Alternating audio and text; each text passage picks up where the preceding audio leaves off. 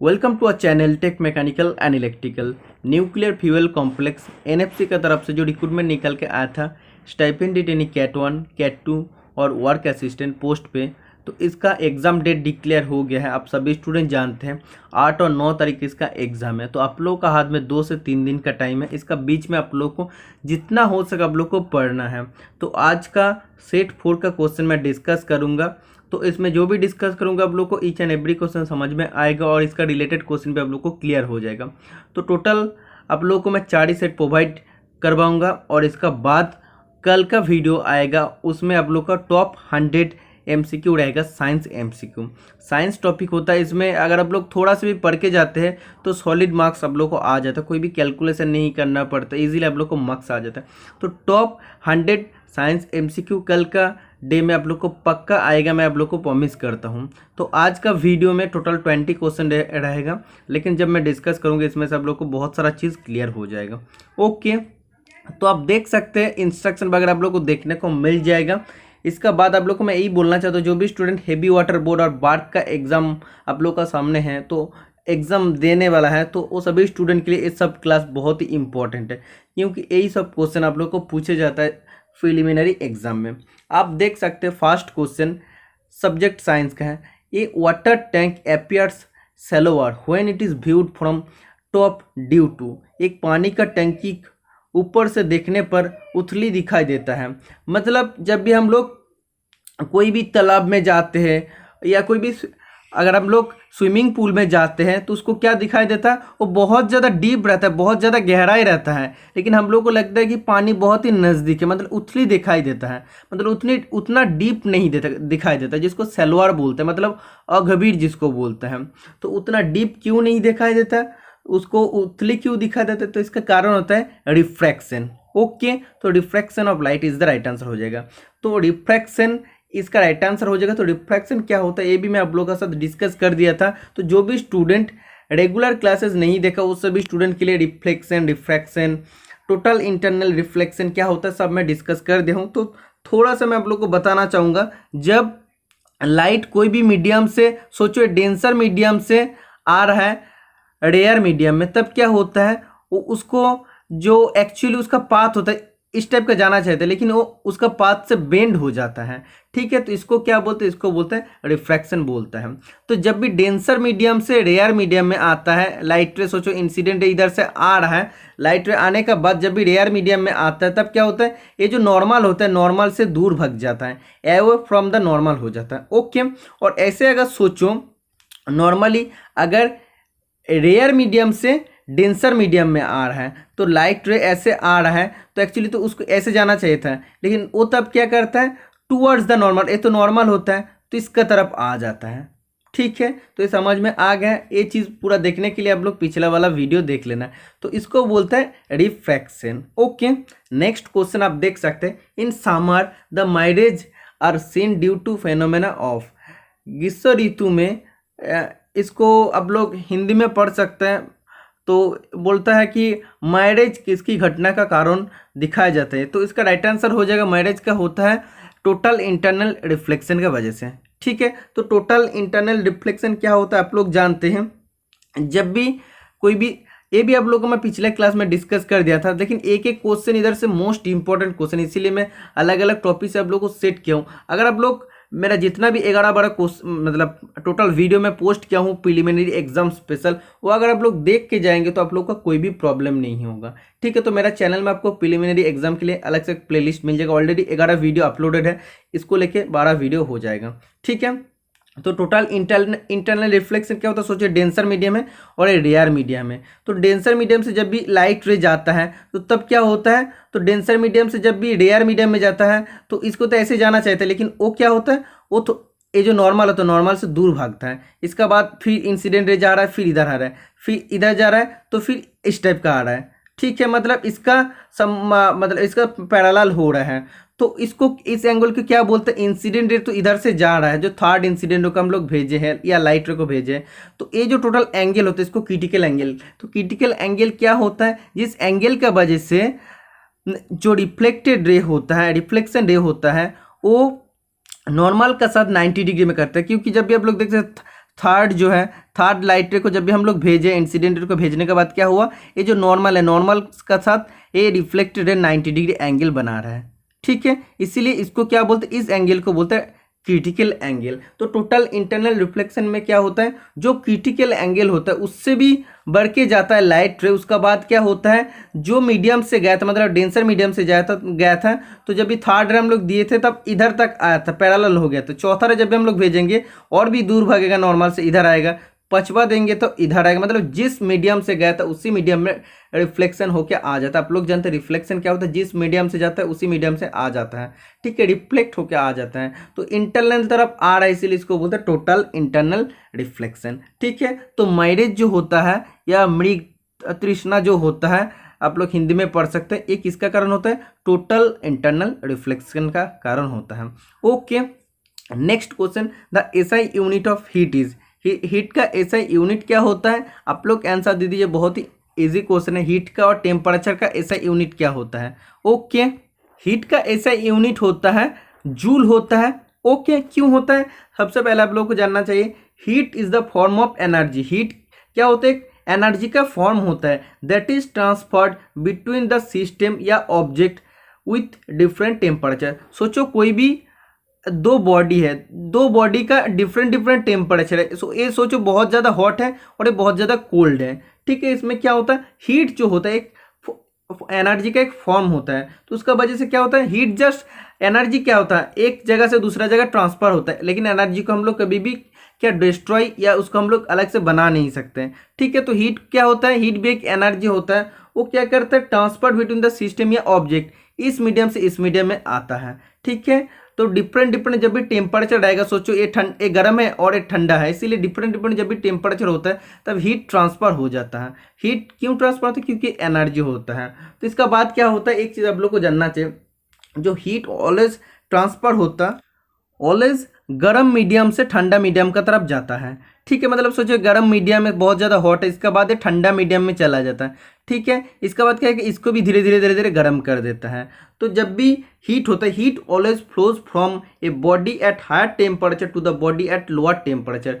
Body का जो higher temperature होता है उधर से वो लोअर टेम्परेचर की तरफ जाता है, ठीक है। तो हीट होता है एक टाइप का एनर्जी, एनर्जी का यूनिट होता है जूल, इसीलिए हीट का भी यूनिट होता है जूल। टेम्परेचर क्या होता है, टेम्परेचर होता है the degree of hotness and coldness of a body is called. जो कोई भी एक बॉडी हो है, बॉडी का कितना, सोचो कोई भी एक ऑब्जेक्ट है, ये बॉडी का कितना हॉटनेस है, कितना ठंडा है, कितना गर्मी है, इसको हम लोग कैसे डिनोट करते हैं, इसको बोलते हैं हम लोग टेम्परेचर, ठीक है। तो टेम्परेचर का ऐसा यूनिट क्या होता है, केल्विन होता है। ओके, समझ में आ गया। हीट का ऐसा यूनिट होता है जूल, टेम्परेचर का ऐसा यूनिट होता है kelvin.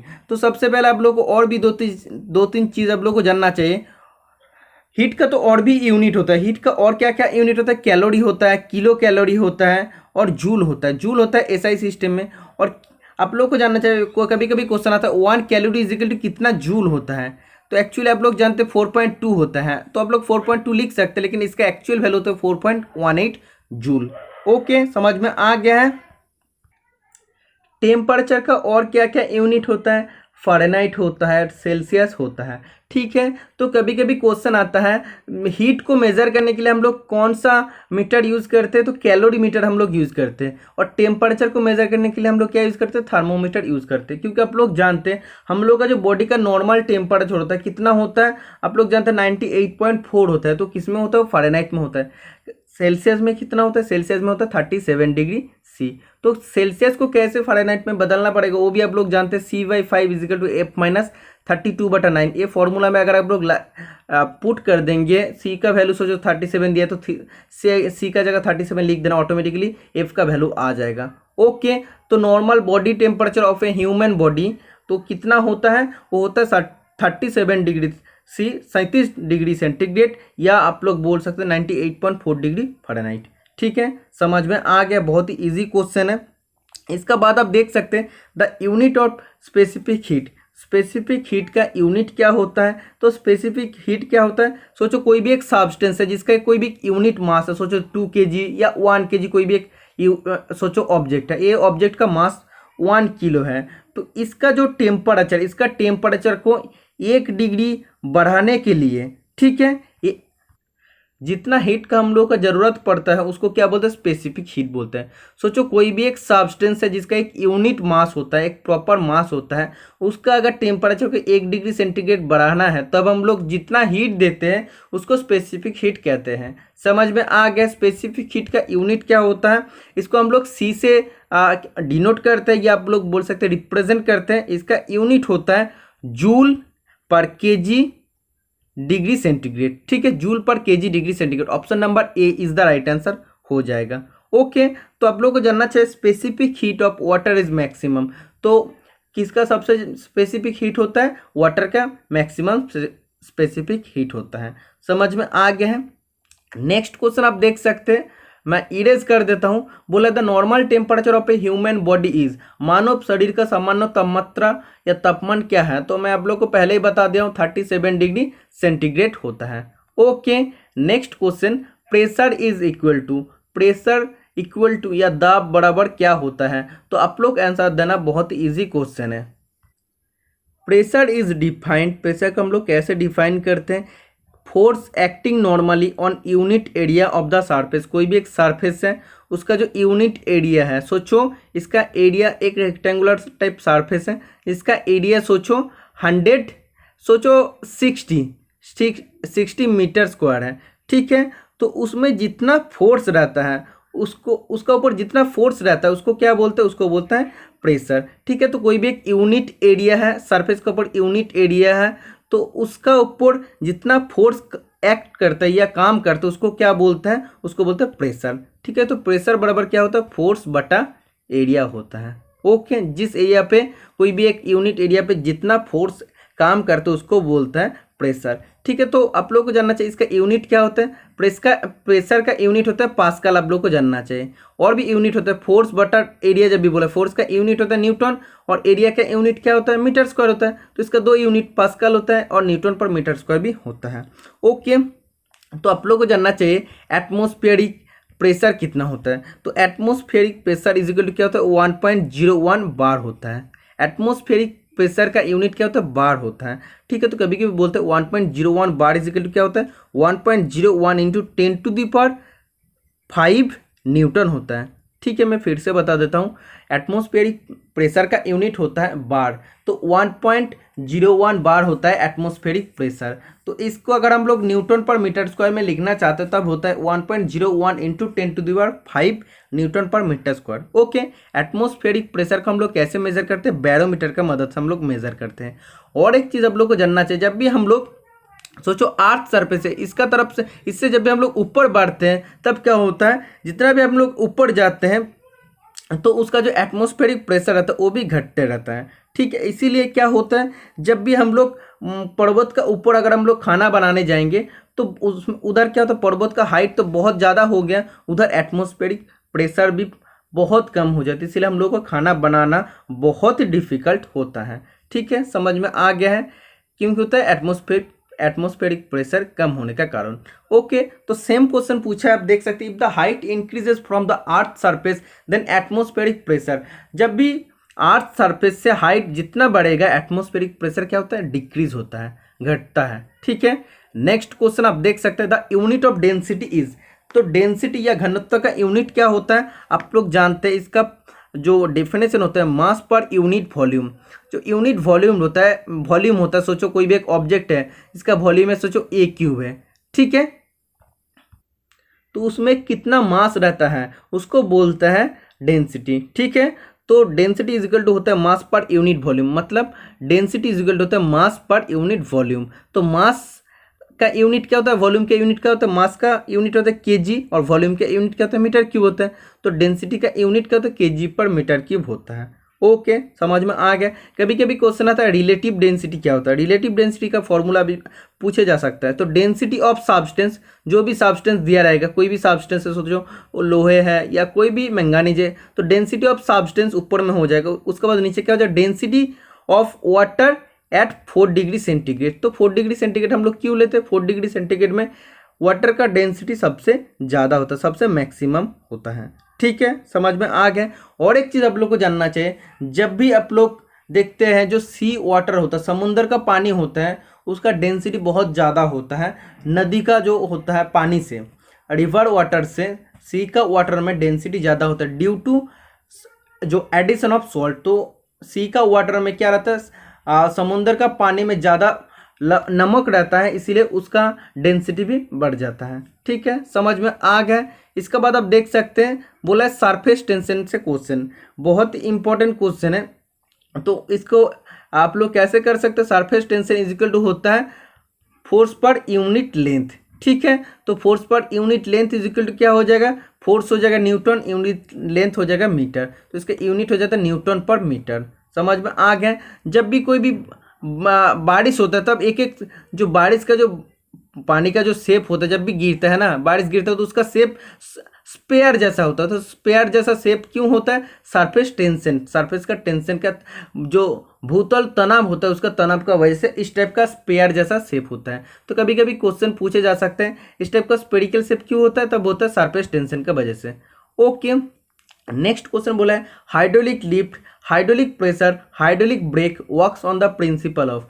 Hydraulic lift, hydraulic press, hydraulic brake किस प्रिंसिपल पर काम करते हैं। तो आप लोग सभी स्टूडेंट इस क्वेश्चन का राइट आंसर जानते हैं, पास्कल लॉ इस प्रिंसिपल का काम करते हैं। ठीक है, तो जब भी हाइड्रोलिक ब्रेक, जब भी हाइड्रोलिक लिफ्ट बोलते हैं तब उसमें पास्कल लॉ काम करते हैं। तो पास्कल लॉ क्या होता है, एक्चुअली सोचो कोई भी एक कंटेनर में लिक्विड है, सोचो कोई भी एक लिक्विड है, ठीक है, तो उसमें क्या कंटेनर मतलब क्या, वो तो टोटली घिरा हुआ है ना, टोटली वो एक लिमिटेड जगह में रहता है। ओके, उधर अगर हम लोग कोई भी बाहर से स्टैटिक प्रेशर को दे देते, कोई भी प्रेशर अगर हम लोग देते हैं तब क्या होता है, ये तो एक मतलब अटका हुआ कंटेनर का अंदर रहता है लिक्विड। तो जब भी हम लोग एक्सटर्नल प्रेशर देते हैं तो अगर एक ही पॉइंट से अगर हम लोग प्रेशर को देते हैं तो पानी का जो पूरा जगह है ऑल साइड में या ऑल डायरेक्शन में इसका जो प्रेशर होता है वो बढ़ जाता है। मतलब क्या होता है, इधर से अगर हम लोग प्रेशर देते हैं कोई भी एक पॉइंट में तो ये क्या होता है, थ्रू आउट द लिक्विड जो होता है ऑल डायरेक्शन में उसका प्रेशर में चला जाता है। मतलब थ्रू आउट जो पूरा लिक्विड होता है उसका पूरा लिक्विड में प्रेशर पूरा तरफ मतलब ऑल डायरेक्शन में इसका प्रेशर काम करता है। ठीक है, तो यही बोला है पास्कल लॉ में। नेक्स्ट क्वेश्चन आप देख सकते हैं, which one of the following is most elastic. तो इस क्वेश्चन में ज़्यादातर स्टूडेंट सोचते हैं, बोलते हैं कि निम्नलिखित में से कौन सा सबसे अधिक लचेदार है, मतलब इलास्टिक कौन सा है। तो आप लोग रबर तो सोचते हैं कि बहुत ज़्यादा इलास्टिक होता है, लेकिन उससे ज़्यादा इलास्टिक होता है स्टील। ठीक है, तो एक क्वेश्चन आप लोग कभी भी गलती मत करना, माइल्ड स्टील या स्टील जो भी दिया रहता है उसका जो इलास्टिसिटी होता है सबसे ज़्यादा होता है रबर से। ठीक है, नेक्स्ट क्वेश्चन आप देख सकते हैं, बोला a floating body always displace liquid equal to its own. तो आप लोग जानते हैं, सबसे पहले मैं आप लोग को बोलूँगा जो लॉ ऑफ फ्लोटेशन होता है उसमें क्या होता है, सोचो कोई भी एक कंटेनर में पानी है या कोई भी लिक्विड है, तो कोई भी एक चीज़ को अगर सोचो एक पत्थर है तो पत्थर का वेट सोचो 2 किलो है, इसको अगर हम लोग इधर अगर जो पानी है, पानी का जो टोटली सोचो जो लेवल तक पानी था, ठीक है, जितना हाइट था उतना ही सोचो पानी था, तो पत्थर सोचो इसका जो वेट था तो 2 किलोग्राम का जो वेट था उस पत्थर का अगर हम लोग इस पानी का अंदर कंटेनर का अंदर रखते तब क्या होता है, इसका जितना वेट होता है उसका समान वेट का लिक्विड कंटेनर का बाहर से निकल जाता है। ठीक है, तो सोचो एक कंटेनर है तो टोटली अगर कंटेनर में लिक्विड या पानी रहता है तो बाहर से अगर कोई भी वेट का एक वस्तु का अगर हम लोग इसके अंदर डाल देते हैं तो वस्तु का जितना वेट है उसका समान वेट का पानी कंटेनर से बाहर निकल के आ जाता है। ठीक है, तो इधर सेम ही बोला है floating body always displace. Floating जब भी बॉडी फ्लोट होता है तो कितना वो वाटर को डिस्प्लेस करते हैं या कितना लिक्विड को वो कंटेनर से हटाता है। तो इसका राइट आंसर हो जाएगा जितना उसका वेट होता है उसका उतना वेट का। ठीक है, तो इसका राइट आंसर हो जाएगा weight of its own. Okay, next question 13 number का, it is easier to swim in a sea water than in ordinary water because. तो बहुत ही इजी क्वेश्चन है, तो मैं आप लोग को पहले ही बता दे रहा हूँ कि समुद्र पानी में बहुत ज़्यादा नमक ऐड होने का कारण उसका डेंसिटी ज़्यादा होता है जो नदी का पानी होता है उससे। ठीक है, तो इससे पहले आप लोग को जानना चाहिए बियॉन्ड फोर्स क्या होता है।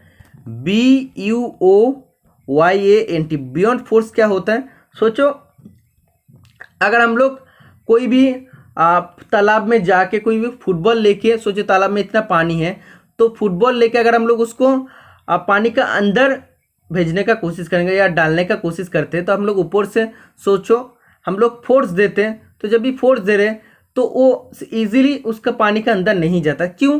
इसका जो नीचे तरफ है, नीचे तरफ से एक फोर्स आता है, तो ये जो नीचे तरफ है, नीचे तरफ से एक फोर्स आता है, तो फोर्स कहाँ पे काम करता है? अपवर्ड डायरेक्शन में। मतलब ऐसे अगर कोई भी बॉल है तो उसको अगर हम लोग ऊपर से प्रेशर देते हैं, फोर्स देते हैं, तो वो नीचे से भी और एक फोर्स काम करता है, इसीलिए हम लोग इजीली बॉल को पानी का अंदर नहीं लेके जा सकते हैं। तो ये जो नीचे एक फोर्स रहता है जो अपवर्ड डायरेक्शन में काम करता है, इस फोर्स को क्या बोलते हैं? बुओयंट फोर्स बोलते हैं। कोई भी चीज़ को सोचो, जो भी हल्का चीज़ होता है उसको अगर पानी के अंदर लेके जाने का कोशिश करते हैं तो नीचे तरफ एक फोर्स काम करता है, जो नीचे से एक फोर्स काम करता है जो ऊपर तरफ ऊपर डायरेक्शन में, मतलब अपवर्ड डायरेक्शन में फोर्स काम करता है, तो उस फोर्स को क्या बोलते हैं? बियॉन्ड फोर्स बोलते हैं। ठीक है, तो इसका वजह से क्या होता है आप लोगों को जानना चाहिए, जब भी समुद्र वाटर में डेंसिटी ज़्यादा होता है तो डेंसिटी के साथ बुओयंट फोर्स का एक प्रोपोर्शनल आप लोग बोल सकते हैं एक रिलेशन होता है। तो जितना डेंसिटी बढ़ेगा बुओयंट फोर्स उतना ही बढ़ेगा। तो बुओयंट फोर्स जितना बढ़ेगा, मतलब सोचो नीचे से जितना फोर्स आएगा, तो कोई भी बॉडी को सोचो अगर हम लोग डुबाने का कोशिश करते हैं, पानी का अंदर लेके जाने का कोशिश करते हो, तो बहुत ज़्यादा अगर डेंसिटी हो जाएगा तो इसका तो अपवर्ड डायरेक्शन में और भी फोर्स आएगा ना, तो हम लोग इजीली इसको अंदर नहीं लेके जा सकते। वैसे होता है अगर हम लोग समुद्र पानी नदी का पानी से अगर हम लोग समुद्र का पानी में जाएंगे तो डेंसिटी ज़्यादा होने के कारण नीचे से अपवर्ड फोर्स या अपवर्ड डायरेक्शन में जो फोर्स आता है उसको बुओयंट फोर्स बोलते हैं, बहुत ज़्यादा आता है, इसीलिए हम लोग को बॉडी को ऊपर में रख देते हैं। नॉर्मली अगर हम लोग तालाब में जाके हम लोग बॉडी को फैल देते हैं तब क्या हो जाता है? ऑटोमेटिक हम लोग पानी के नीचे चला जाते हैं। लेकिन समुद्र वाटर में ज़्यादा डेंसिटी होता है, इसलिए हम लोग अगर हम नीचे से ज़्यादा बुओयंट फोर्स काम करता है तो इसलिए हम लोग उसमें डूब नहीं जाते हैं। ठीक है, समझ में आ गया पूरा चीज़? तो एक एक चीज़ को आप लोग को समझना पड़ेगा। तो इसका राइट आंसर हो जाएगा density of sea water is higher than that of ordinary water. Ordinary water या नदी का पानी से समुद्र का पानी का डेंसिटी ज़्यादा होता है। डेंसिटी जितना ज़्यादा होगा उसका उतना ही बुओयंट फोर्स होगा। बुओयंट फोर्स मतलब क्या है? पानी का नीचे से जो ऊपर तरफ फोर्स आता है कोई भी वस्तु का ऊपर, उसको बोलते हैं buoyant force. Next question, the shape of the rain drop is spherical due to. वर्षा की बूंद का आकार गोलाकार होता है किसके कारण? तो मैं आप लोगों को पहले ही बता दूं, सरफेस टेंशन, मतलब सरफेस का टेंशन होता है, इसलिए जो आप देख सकते हैं वर्षा की बूंद होता है तो गोल गोल या गोलाकार आकार में होता है। नेक्स्ट क्वेश्चन 15 नंबर का, the speed of sound in air is. वायु में ध्वनि की चाल है। तो सबसे पहले आप लोग को जानना चाहिए साउंड किस में ट्रैवल नहीं कर सकते। तो साउंड तो एक स्पीड में चलता है ना, तो साउंड किस में ट्रैवल नहीं कर सकते? तो निर्वात में, जिसको आप लोग बोलते हैं वैक्यूम में, तो निर्वात या वैक्यूम में वो ट्रैवल नहीं कर सकते, साउंड वेव ट्रैवल नहीं कर सकते, क्योंकि इसको ट्रैवल करने के लिए कोई भी एक मीडियम का ज़रूरत होना पड़ता, चाहे वो सॉलिड या लिक्विड या गैस, तो उसको ट्रैवल करने के लिए कोई ना कोई मीडियम का ज़रूरत पड़ता है। तो सबसे पहले आप लोग को जानना चाहिए टू टाइप का वेव होता है, मैकेनिकल और इलेक्ट्रोमैग्नेटिक वेव होता है। तो मैकेनिकल वेव में क्या होता है? जिस वेव है जिसको प्रोपागेशन या फैलने के लिए कोई ना कोई मीडियम का ज़रूरत होता है, तो उसको क्या बोलता है? कोई ना कोई मीडियम, मतलब सॉलिड, लिक्विड या गैस, कोई ना कोई मीडियम को जरूरत होता है, उसको मैकेनिकल वेव। मैकेनिकल वेव के अंदर क्या होता है? कैथोड रे, कर्नल रे, alpha, beta, sound wave, ultrasonic wave होता है। तो इसको फैलने के लिए या चलने के लिए कोई ना कोई मीडियम का ज़रूरत होता है। लेकिन जो इलेक्ट्रोमैग्नेटिक होता है, तो इलेक्ट्रोमैग्नेटिक वेव में उसको प्रोपागेट करने के लिए, फैलने के लिए कोई भी मीडियम का ज़रूरत नहीं पड़ता है। तो इसके अंदर क्या क्या आता है? गामा रे आता है, एक्स रे आता है, अल्ट्रावायलेट यूवी रे आता है, विजिबल रे आता है, इंफ्रारेड रे आता है। ये सब क्वेश्चन आ सकता है, कौन सा मैकेनिकल वेव है, कौन सा इलेक्ट्रोमैग्नेटिक वेव है, इसलिए मैं क्लियर कर दिया हूँ। इसके बाद आप देख सकते हैं which one of the following is a mechanical wave. इनमें से कौन सा एक मैकेनिकल वेव होता है? तो इसका राइट आंसर हो जाएगा sound wave. Option number D is the right answer हो जाएगा, क्योंकि साउंड वेव को ट्रैवल करने के लिए कोई ना कोई मीडियम का जरूरत होना पड़ता। ओके, साउंड का स्पीड किस में सबसे ज़्यादा होता है? सॉलिड में सबसे ज़्यादा होता है। अगर आप लोग स्टील का कोई भी पीस में अगर थोड़ा सा अगर आप लोग आवाज़ करेंगे तो एक प्रांत से दोनों प्रांत में, या आप बोल सकते हैं एक एंड से दूसरा तरफ जो एंड होता है उसमें चलने में ज़्यादा टाइम नहीं लगता। तो साउंड सबसे स्पीड में चलता है सॉलिड में। ओके, समझ में आ गया। नेक्स्ट क्वेश्चन बोला है the speed of sound in air increases by when the temperature is increases by 1 degree centigrade. जब टेम्परेचर 1 डिग्री सेंटीग्रेड बढ़ता है तो साउंड का स्पीड कितना बढ़ता है, क्योंकि मॉलिक्यूल और भी तेज भागता है। तो मॉलिक्यूल जब भी तेज भागेगा तो साउंड कितना बढ़ता है, तो साउंड बढ़ता है 0.61 मीटर पर सेकेंड, 0.61 मीटर पर सेकेंड बढ़ता है। ओके, तो जब भी टेम्परेचर बढ़ जाएगा 1 डिग्री सेंटीग्रेड, तब वायु का साउंड का वायु में स्पीड कितना बढ़ जाएगा, 0.61 मीटर पर सेकेंड बढ़ जाएगा। ठीक है, तो इस टाइप का क्वेश्चन टोटली जो मोस्ट इंपॉर्टेंट क्वेश्चन का सीरीज में कल के क्लास में लेके आऊँगा, जो आप लोग का रिवीजन क्लास रहेगा और आप लोग का एक एक क्वेश्चन अनकॉमन क्वेश्चन रहेगा। इधर से आप लोग का क्वेश्चन पूछे जाएगा, मैं आप लोग को गारंटी के साथ बता सकता हूँ। एटलीस्ट आप लोग का फर्स्ट स्टेज या प्रिलिमिनरी एग्जाम क्लियर करने में कोई भी प्रॉब्लम नहीं होगा। जो भी स्टूडेंट लगातार बड़ा वीडियो अगर देख लेंगे तो जल्दी जल्दी मेरा चैनल का प्लेलिस्ट में जाइए, DAE preliminary exam special playlist, उसमें आप लोग को सभी डिटेल्स मिल जाएगा। ठीक है, बोला था repetition back of sound due to reflection of sound wave is called. तो सबसे पहले आप लोग को जानना चाहिए रिफ्लेक्शन ऑफ साउंड वेव क्या होता है। बोला था rebouncing back of sound when strikes a hard surface. तो कोई भी एक सोचो साउंड इधर से जा रहा है, तो सामने कोई भी एक हार्ड सरफेस है या कोई भी सोचो एक हार्ड वॉल है, तो इसमें क्या होता है, साउंड जब भी जाता है इसके बाद बैक करके इधर आ जाता है, जिसको हम लोग बोलते हैं रिफ्लेक्शन। ठीक है, रिफ्लेक्शन ऑफ साउंड बोलते हैं, मतलब वो रिबाउंस करके आ जाते हैं। जब भी हम लोग बोलते हैं इधर से, अगर हम लोग हेलो बोलते हैं तो इधर क्या होता है, इधर से जो हार्ड सरफेस होता है या वॉल होता है, सोचो कोई भी हार्ड वॉल होता है, तो उधर से जब भी स्ट्राइक होता है उसके बाद फिर से लौट के आ जाता है। जब भी हम लोग हेलो बोलते हैं तो और एक आवाज आता है हेलो। ठीक है, और एक हम लोग का क्या होता है repetition back of sound due to reflection of sound. जब भी रिफ्लेक्शन ऑफ साउंड होता है, मतलब ये जब स्ट्राइक होकर हार्ड सरफेस में जब भी स्ट्राइक होकर घूम के आता है तो वही साउंड बार बार रिपीट होता है। पूरा चीज़ को आप लोग समझना है। रिफ्लेक्शन ऑफ साउंड में क्या होता है, जब भी हम लोग इधर से हेलो बोलते हैं तो इधर स्ट्राइक होके और एक हेलो इधर से हम लोग का आवाज आता है। लेकिन repetition back of sound due to reflection of sound, जब भी इधर से सोचो कोई भी आवाज हम लोग दे रहे थे हार्ड सरफेस में लगने के बाद, तो इधर से लौट के आ रहा है, लेकिन वही आवाज को हेलो आवाज को 3-4 बार में आता है। पहले हेलो बोलते उसका बाद हेलो थोड़ा और कम आवाज होता है, उसका बाद और कम आवाज होता है। तो ये जो रिफ्लेक्ट होता है बार बार जो रिपीटेशन होता है आवाज का, उसको क्या बोलते हैं, उसको बोलते हैं इको। आप लोग जानते हैं जब हम लोग हेलो हेलो बोलते हैं, हेलो हेलो हेलो, धीरे धीरे वो घटते रहते हैं। तो repetition back of sound due to reflection of sound is called echo. Okay, next question, the frequency range of infrasonic wave. तो इंफ्रासोनिक वेव जो होता है इसका जो फ्रीक्वेंसी रेंज होता है कितना होता है, ये चीज़ आप लोग को जानना चाहिए। इसका होता है लेस देन 20 हार्ट्ज। ओके, और फ्रीक्वेंसी का यूनिट क्या होता है, हार्ट्ज, HERTZ होता है, हार्ट्ज होता है। ठीक है, तो आप लोग को इधर से क्वेश्चन आ सकते हैं फ्रीक्वेंसी का यूनिट। इसके बाद पूछे जा सकते हैं इंफ्रासोनिक वेव जो होता है तो इसमें फ्रीक्वेंसी कितना होता है, तो फ्रीक्वेंसी लेस देन 20 हार्ट्ज, 20 हार्ट्ज से कम होता है। इसका बाद आता है ऑडिबल या साउंड वेव, जब हम लोग जो आवाज़ हम लोग सुन पाते हैं तो उसका फ्रीक्वेंसी लेवल कितना होता है, 20 हार्ट्ज से ओके 20,000 हार्ट्ज, 20,000 हार्ट्ज मतलब 20 से 20,000 हार्ट्ज का अंदर होता है जो हम लोग आवाज़ सुन पाते हैं। तो ऑडिबल साउंड का अंदर क्या क्या आता है आप लोग जानते हैं, जो भी आवाज़ हम लोग सुन पाते हैं। इसका बाद इंफ्रासोनिक मतलब क्या, जिसका आवाज़ बहुत कम है, फ्रीक्वेंसी बहुत कम है, लेस देन 20 हर्ट्ज, जो ऑडिबल साउंड नहीं होता, बहुत ही कम होता है। तो वो किसका आवाज़ होता है, जो अर्थक्वेक होता है। अर्थक्वेक क्या होता है, हम लोग को आवाज़ पता ही नहीं चलता क्योंकि उसका जो फ्रीक्वेंसी रेंज होता है 20 हार्ट्ज से बहुत कम होता है। 20 हार्ट्ज से अगर ज़्यादा होता है, 20,000 हार्ट्ज का अंदर होता है, तब हम लोग वो आवाज़ को हम लोग सुन पाते हैं। लेकिन 20 हार्ट्ज से कम मतलब बहुत ही कम आवाज़ होता है। जैसे अर्थक्वेक, भूकंप होता है, वोल्केनिक इरप्शन होता है, व्हेल या एलिफेंट जो होता है, तो उसमें हम लोगों को क्या होता है, इंफ्रासोनिक वेव मिलता है। और एक होता है अल्ट्रासोनिक वेव। अल्ट्रासोनिक वेव में क्या होता है, ऑडिबल साउंड होता है, उसका रेंज होता है 20 से 20,000 होता है, मतलब 20 से 20,000 हार्ट्ज।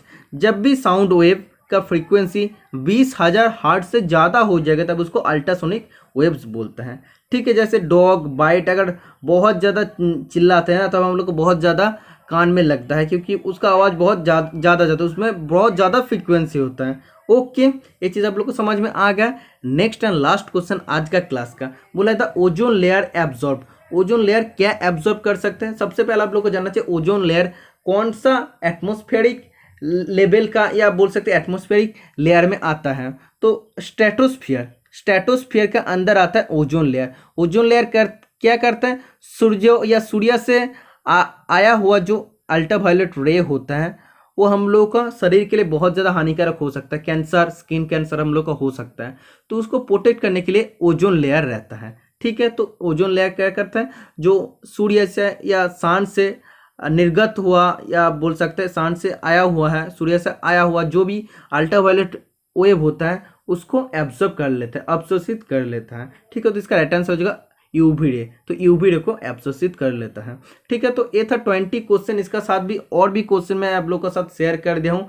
टॉपोस्फेयर आप लोग को जानना चाहिए, जो एटमॉस्फेरिक जो लेयर होता है उसका सबसे लोएस्ट लेयर क्या होता है, ट्रोपोस्फेयर, उसके बाद स्ट्रेटोस्फेयर, उसके बाद मेसोस्फेयर, ओके, उसके बाद थर्मोस्फियर, उसके बाद एक्सोस्फियर होता है, ओके, समझ में आ गया है। तो ऐसे ऐसे होता है। और तो टॉपोस्फियर और जो स्ट्रेटोस्फियर होता है, ये जो इधर से इधर तो टॉपोस्फियर, इसके बाद स्ट्रेटोस्फियर, ये जो एकन होता इधर होता है इसको बोलते हैं ट्रोपोपोज बोलते हैं। सब चीज़ आप लोग को मैं बाद में डिस्कस कर दूंगा। तो मेन चीज़ आप लोग को मैं बता देता हूँ, सबसे लोएस्ट जो एटमॉस्फेरिक लेयर होता है वो होता है ट्रोपोस्फियर, उसके बाद स्ट्रेटोस्फियर, ओके। तो ये था टोटल क्वेश्चन। वीडियो पसंद आए तो चैनल को जरूर सब्सक्राइब करके रखना, क्योंकि आप लोग के लिए और एक मोस्ट इंपॉर्टेंट वीडियो जो आप सभी के लिए एग्जाम क्रैक करने में बहुत ज़्यादा हेल्पफुल होने वाला है। तो आप लोग वो वीडियो के लिए थोड़ा सा इंतजार कर लेना। आप लोग तो शायद अभी एग्जाम हॉल में पहुंचने वाला है, मतलब जब मैं वीडियो पोस्ट करूंगा वो वाला वीडियो, तो आप लोग जस्ट कान में हेडफोन लगा के या नॉर्मली आप लोग देख लेना। एग्जाम हॉल में घुसने से पहले या एक दिन पहले आप लोग का जस्ट रिविजन चलेगा, बहुत इंपॉर्टेंट चीज़ होगा, ओके। आज के लिए इतना ही, मिलते हैं नेक्स्ट वीडियो। अगर पसंद है तो चैनल को जरूर सब्सक्राइब करके रखना। आज के लिए इतना ही, मिलते हैं नेक्स्ट वीडियो, बाय बाय।